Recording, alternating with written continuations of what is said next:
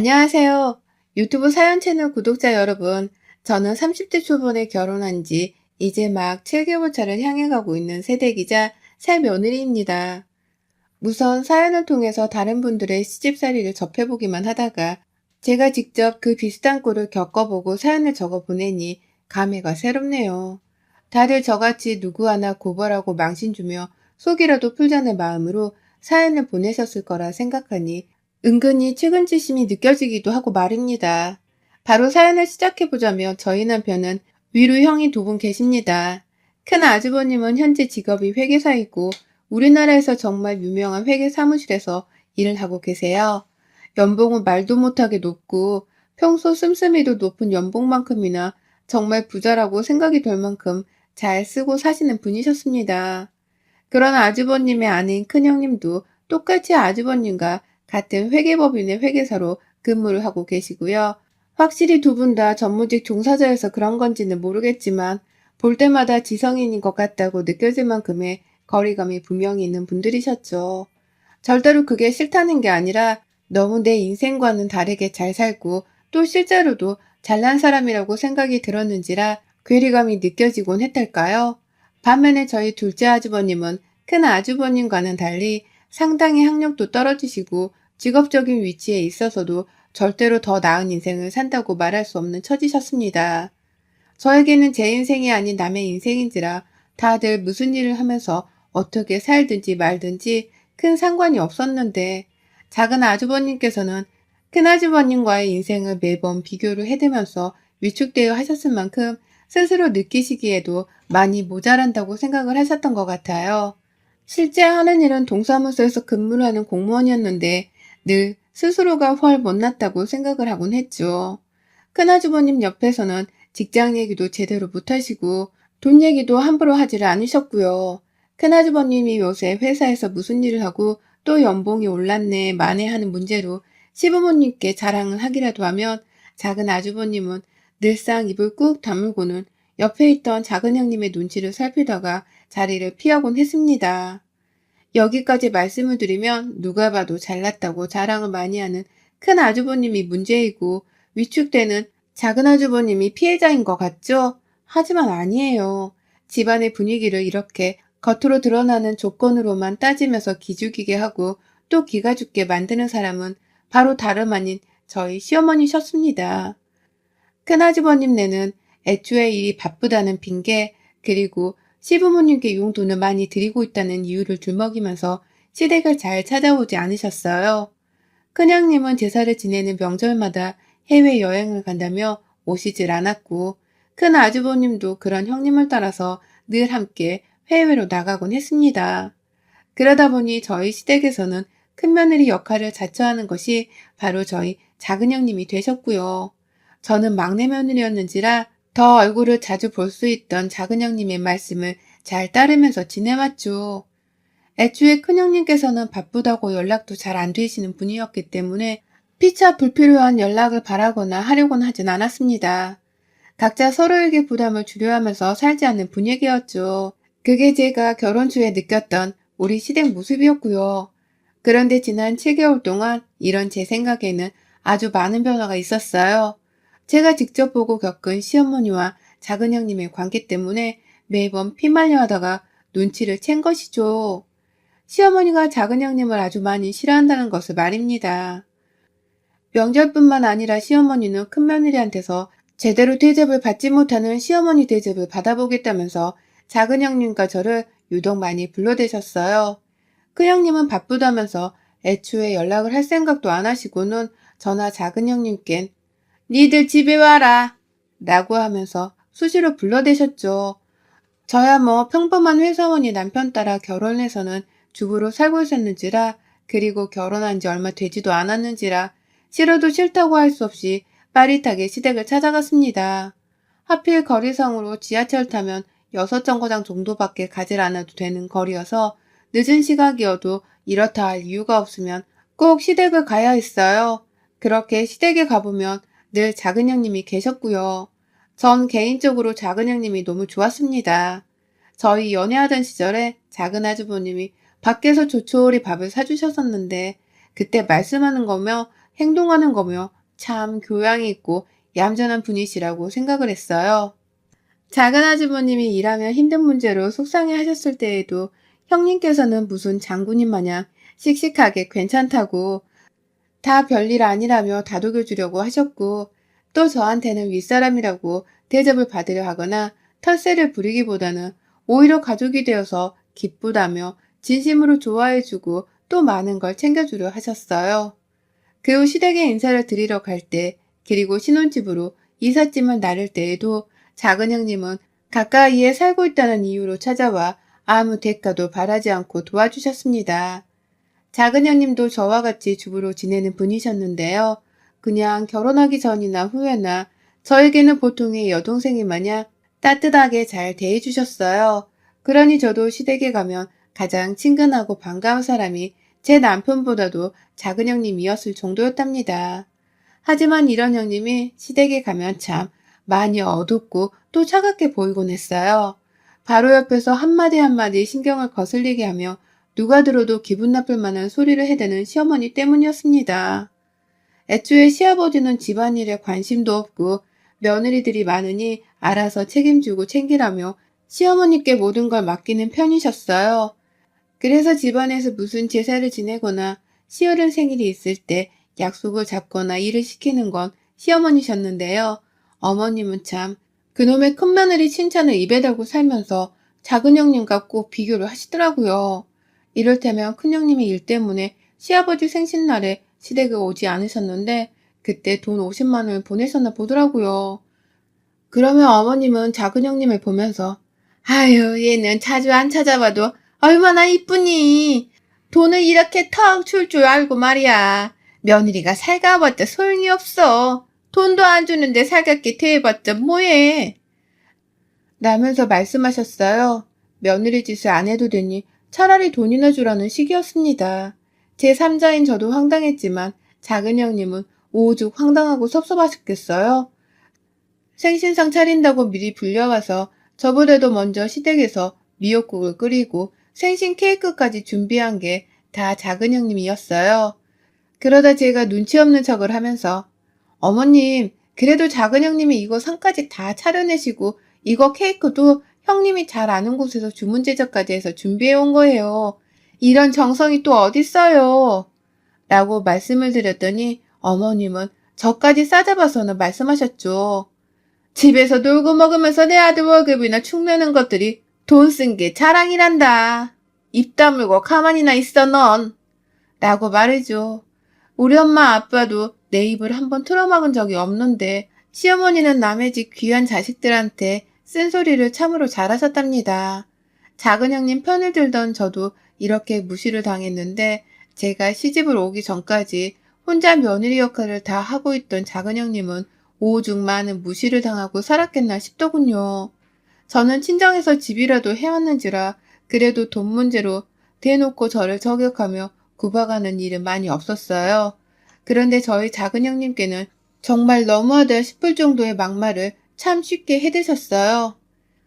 둘째는 큰애처럼 능력이 있기라니, 막내처럼 집을 해왔기라니, 아무것도 가진 것도 없고 할 줄 아는 것도 없는 애를 뭐가 좋다고 결혼해서는, 아휴, 내 평생 둘째 아들이 이렇게 짐처럼 느껴져 본 적이 없다. 지 큰형보다 능력도 안 되고 돈도 없고 마누라도 저 모양이고 내가 정말 속이 터져서 라고 하면서 온 가족들 앞에서 작은 형님을 무안을 주기도 하셨고요. 저 결혼하고서 큰형님이 딱 한 번 시댁에 온 적이 바로 지난 추석이었거든요. 코로나 때문에 해외여행을 못 간다면서 시댁 명절에 정말 오랜만에 들린 거라고 하셨어요. 그런데 그날도 어머님께서는 큰형님한테만 그리고 큰형님만 예쁘다 예쁘다 하면서 옆에 있던 작은 형님을 또 걸고 넘어졌어요. 에휴, 큰애 너는 얼굴에서 정말 윤기가 나는구나. 회계사 사모님인 회계사이신데 얼굴까지 이리 예쁘니 내가 어디 꼭 데리고 나가고 싶으니까 집에 좀 자주 와주면 안 되겠니? 난 둘째 애를 집으로 불려낼 때마다 속에서 천불이 나. 왜 너 같은 잘난 며느리를 두고서 이런 보잘것없는 애를 불러야 하나 싶어서 말이야. 라고 말씀을 하시더라고요. 사람한테 보잘것이 없다면서 비교를 해대다니 이런 끔찍한 발언이 또 어디 있을까 싶어 심장이 덜컹했습니다.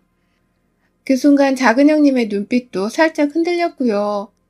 그런데 다행히 저희 멋있는 큰형님께서 바로 시어머니를 맞받아 치시더라고요.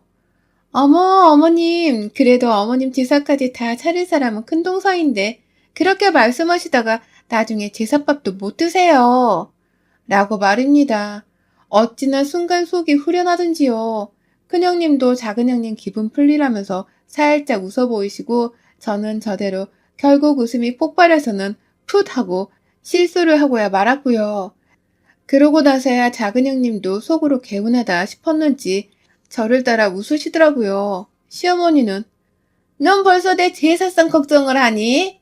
라고 하면서 화를 내려다가 차마 큰형님한테는 더 화를 내면 안 된다 싶으셨던 건지 입을 꾹 다물곤 괜히 막내인 저한테 화를 내셨죠. 건방지게 이런 말에 웃었다면서요. 정말 시어머니 하나만 빼놓으면 저희 시댁은 참 좋은 집안이었어요. 큰형님도 일 때문에 바쁘셔서 시간이 없을 뿐 저희를 챙겨줄 줄도 아는 분이셨고 제사 땐 참석을 안 하시더라도 제사 준비를 하라며 시댁으로 용돈도 보내고 계셨기 때문에 솔직히 자기 도리는 잘하면서 사는 분이셨습니다. 저 같아도 제가 능력이 좋으면 평상시에는 일만 하다가 명절 휴가 때는 해외여행을 다니며 휴가를 쓰고 싶었을 것 같아요. 그러니 저나 작은 형님도 어느 누구 하나 큰형님을 나무라면서 원망하거나 미워하지 않았습니다. 그건 큰형님께서도 더욱 잘 알고 계셨고요. 그런데 시어머니가 꼭 중간에서 큰아주버님과 작은아주버님을 비교하는 것에도 모자라 큰형님과 작은형님의 성격과 직업을 다 비교해가며 갖다 붙이는 바람에 누구 하나는 꼭 빈정이 상할 일이 생길 수밖에 없었죠. 대부분 시댁에 꼬박꼬박 참석하고 시중을 들며 시집살이를 해봤던 작은 아주버님과 형님이 가장 많은 피해를 받았고요. 작은 아주버님은 늘 기가 죽어 있었고 그런 남편을 바라보는 작은 형님의 눈은 늘 걱정어려 보였어요. 남편이 시댁에서 그런 취급을 받으면 저 같아도 시댁에 오는 게 싫고 시집살이를 당하는 것이 너무 싫겠더라고요. 형님도 충분히 그래 보였고 또 많이 지쳐 보였는데 늘상 책임감이 있으신 분이고 또 쓴소리를 심하게 못하는 분이어서 그런지 늘 군말 않고 시댁을 찾아오셨습니다. 제가 결혼하기 전의 상황은 제가 다 알지 못했지만 남편이 제게 늘상 작은 형님을 칭찬하고 안쓰러워하며 말을 해줬기 때문에 저도 잘 알고 있었어요. 나만큼이라도 막내가 되어서 작은 형님께 도움이 되는 존재가 되어야겠다는 생각을 했죠. 그런데 그 후 찾아온 시댁 제삿날 일이 터졌습니다. 어머님이 가장 먼저 작은 형님을 부르시고서는 또 이상한 걸로 트집을 잡고 비교를 하신 건지 제가 약속 시간에 맞춰서 시댁에 갔을 땐 이미 두 분의 사이가 굉장히 냉랭해 보였어요. 형님은 역시나 너무나 지쳐 보였고 시어머니는 저를 보자마자 또 작은 형님이랑 비교를 시켜봐야겠다 싶었는지 아주 유별이 반갑도록 인사를 하며 저를 환영하시더라고요. 마치 자신이 막내 며느리를 둘째 며느리보다 훨 편애한다는 것을 보여주겠다는 듯 말입니다. 그러고서 어머님이 저한테 그러는 거예요. 나 진짜 쟤랑 둘이서 있다가 숨 막혀 죽는 줄 알았다. 얘가 잘난 것도 없어. 그렇다고 어디 윗사람한테 싱글벙글 웃으며 아부를 부릴 줄도 몰라. 저거 진짜 내가 시어머니 안 해줬으면 밖에서 누구한테 며느리 대접을 받고 살았을까. 라고 말입니다. 또다시 형님을 향해 쓴소리를 이유 없이 뱉어내는데 이번엔 제가 다 화가 나더라고요. 애써 기분 좋게 시댁에 도착을 했더니만 어머님이란 사람은 며느리들을 비교는 하려고 하고 말입니다. 형님 눈치를 살폈다가 제 눈에 막 울려고 하는 듯 보이는 형님의 표정이 포착이 된 순간 전 정말 정의의 사도가 된 마냥 시어머니께 바로 한 말씀을 올렸어요. 진짜 못 들어주겠네요. 라고 말이죠. 시어머니는 어리 빠진 듯 저한테 뭐라 그랬냐고 눈을 껌뻑껌뻑 하셨고요. 방 안에 계시던 시아버지까지 나오셔서는 왜 며느리들이 소란이냐며 급기야 뭣도 모른 채 한 소리를 딱 해대는데 저는 아랑곳하지 않는 채 어머니께 재차 말씀드렸어요. 어른이며 어른답게 행동하고 말을 뱉으세요. 그 나이 먹도록 말 안나 쓸모있게 하시지도 못하고 그게 뭡니까? 저희 부모님이 이런 시댁인 줄 알았으면 절대로 저 집해주고 시집 안 보내셨어요. 어디 할 짓이 없어서 남의 집 딸들을 어머님이 감히 비교하시는 거예요? 뭐 비교할 게 있다고 자꾸 둘이든 셋이든 모아놓기만 하면 비교를 해대시냐고요. 라고 말이죠. 어느새 저는 감정이 너무 격해져서 시어머니께 언성 비슷한 수준으로 목소리를 내지르고 있었고, 작은 형님은 이러다 싸움을 크게 날까 싶었는지 저를 뒤에서 감싸 안으며 말리시더라고요. 나 괜찮아, 동서. 나 괜찮아, 무시해. 그래야 속 편해. 라고 말이죠. 그 말을 들으니 더 울컥하더라고요.